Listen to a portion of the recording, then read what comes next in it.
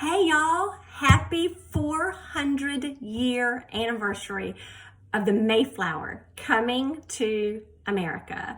And it's exciting. Do you see this book right here? Okay, I'm recording this for a couple of reasons. One, I find it truly interesting.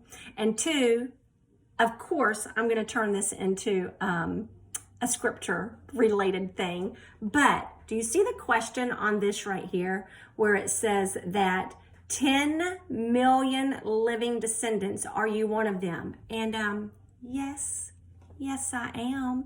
And I'm going to tell you about it because I feel like wearing a crown. I feel like wearing a crown today. This is from my great grandma, Laura Hunter. She was Gascon before she married Hunter. And so this bloodline goes through all of them. So this is for all my relatives out there, my Hunter relatives on my grandma Hunter's side, and the Davises and the Bartons and the CLW West, the CL West family. So here is the deal. On the Mayflower, come to find out, John Alden and Priscilla Mullins, they both came on the Mayflower, and they're my 13th, 14th great grandparents. Here's what it says, and here's what I discovered in this book right here. I went and highlighted with my daughter all kind of information, and this is just a magazine. But my family relatives that really do a lot of ancestry stuff, they've got some good paperwork to go along with it. So it says that John Alden came aboard the Mayflower as a 21-year-old Cooper charged with maintaining barrel provisions. Because of his youth, he was encouraged by the Pilgrims to stay on in America. And in 1622 or 1623, he married Priscilla Mullins, who had traveled on the Mayflower with her parents, William and Alice Mullins, and her brother Joseph. Priscilla was the only member of the family that survived the first winter in America. John was on the Plymouth colony's most active public servants and played a prominent role in colonial affairs. He and Priscilla had 10 or 11 children. Here's some other information I found.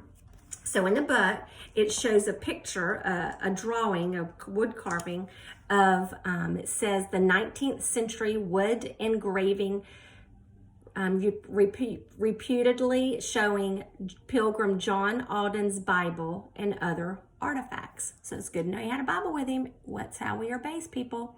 It says by the 1620s, halberds, a battle axe on a long pike, they were used mainly for ceremonial purposes. There was one found in John Alden's place and in his cellar of his house in an archaeological site in Duxbury, Massachusetts. He also, John Alden, served as the assistant governor of Plymouth Colony. Yeah, this is pretty cool. Also, it goes on to say that here are some famous people that are related. I grew up watching the Dick Van Dyke Show, loved it, hilarious. Well, Dick Van Dyke is an ancestry included John Alden. Marilyn Monroe, she was related to Pilgrim John Alden through her father, it says. Henry Wadsworth Longfellow, the 19th century poet, the author of The Courtship of Miles Standish, was related to the Pilgrim of John Alden through his mother. It says also that in 1858, Longfellow published The Courtship of Miles Standish, a narrative poem that told the story of pilgrims Miles Standish and John Alden, who were rooming together while vying for the affections of Priscilla Mullins against the backdrop of the Indian War. And who won? John did. John won the hand in marriage. It says that Alden was a crew member on the Mayflower. Standish had been widowed and Mullins orphaned during the winter of 1621, and Alden and Standish had indeed been roommates for a time. Historians note that there was a severe gender imbalance in Plymouth, so that there was undoubtedly competition for Mullins' hand. While the exact circumstances of their courtship are unclear, we do know that Alden and Mullins were married sometime in 1622 and 1623.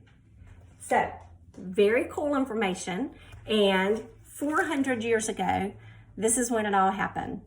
So for family members out there, if you've got some information, please share it. I would love to know more about this.